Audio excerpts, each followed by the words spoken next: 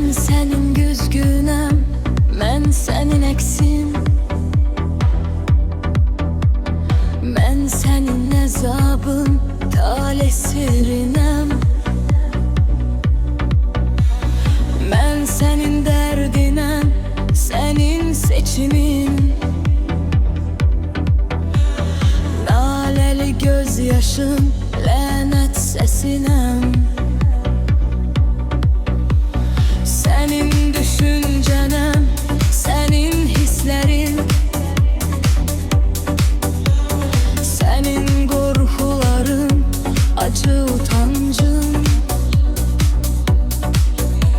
Sakit bir ismətəm, coşqun ehtiras. Mərhəmət ümmanı, niskil çayıyam.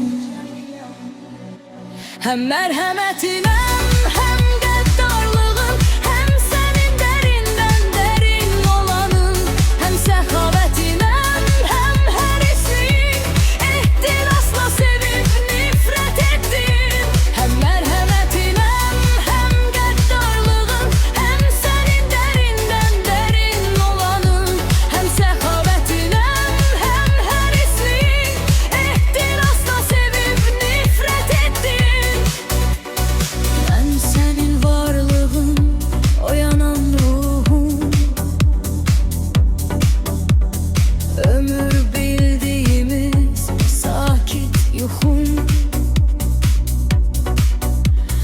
Mən sənin güzgünəm, mən sənin əksin. Duyursan qəlblərin bir uğran səsin. Həm mərhəmətinə